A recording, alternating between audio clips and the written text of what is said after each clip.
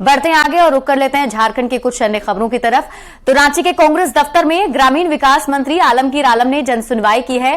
फरियादी लोकनाथ सिंह गुहार लेकर पहुंचे थे। सरकारी दस्तावेज में मृत घोषित करके उनकी जमीन पर कब्जा कर लिया गया था। सगे भाई की पत्नी ने वंशावली से उनका नाम कटवा दिया और उनकी 18 डिसमिल जमीन को गलत तरीके से बेच दिया।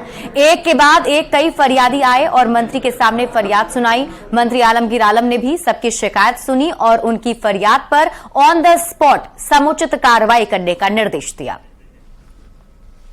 हमला हुआ करके सब जमीन को बेच रहा है करके, और हम जिंदे हैं अभी। इसी के मामले पर में कोई सप्लाई दिए हैं। हम लोग 2 जगह घर है, एक वहाँ घर है तो वहाँ हमारा इससे जो बड़े चचा है वहाँ रहता है। हम लोग मतलब इधर पिठोरिया राढ़ा में रहते हैं, पिठोरिया राढ़ा में रहते हैं।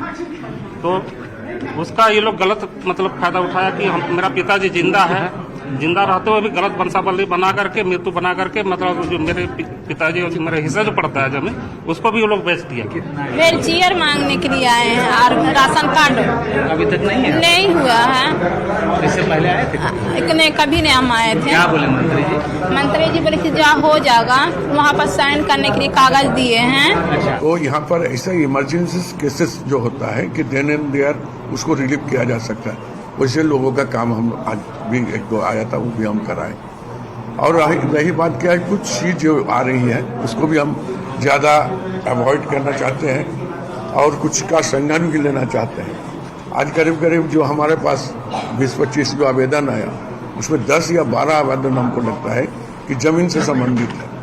जो टाइटल की बात है कम बेशी ज्यादा है, तो जमीन का संबंधित जो विवाद है, आज म्यूटेशन की बात नहीं आई। जो मेरा म्यूटेशन हो रहा है या नहीं हो रहा है या अभी तक म्यूटेशन नहीं कर रहा है सीओ, वो नहीं आया, लेकिन कब्जा बेदखल इस समस्या आई है।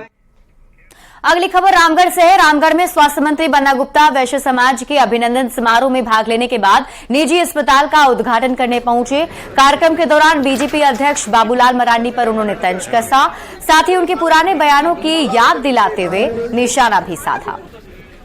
बाबूलाल मरांडी जी बड़े नेता है, मैं उनका बड़ा सम्मान करता हूं और मैं तो कभी नहीं चाहूंगा कि आदरणीय बाबूलाल मरांडी जी के पैर पे खरोंच भी आए। मैं तो कभी नहीं चाहता कि उनके पैर में खरोंच आए, लेकिन उन्होंने ही कहा था कि मैं कुतुब मीनार से कूद जाऊंगा लेकिन भाजपा में नहीं जाऊंगा।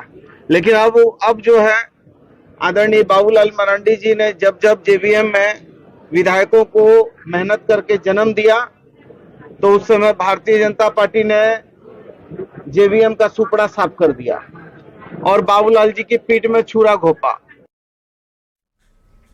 बीजेपी सांसद पशुपतिनाथ सिंह ने धनबाद से चुनाव लड़ने का फैसला पार्टी पर छोड़ दिया है। सांसद ने कहा है कि जब से उन्होंने राजनीतिक जीवन शुरू किया तब से वो कभी चुनाव नहीं हारे और अब तक 3 बार सांसद और 3 बार विधायक बन चुके हैं। हालांकि वो पार्टी के हर फैसले के साथ खड़े रहने की बात भी कहते हुए नजर आए। और मुझे अभी तक खुशी है कि जिस समय से एमएलए के रूप में जीतना शुरू किया, 3 बार एमएलए रहा, 3 बार एमपी रहा, अजय योद्धा की तरह हूं और अजय योद्धा की तरह ही जिंदगी व्यतीत करना चाहता हूं।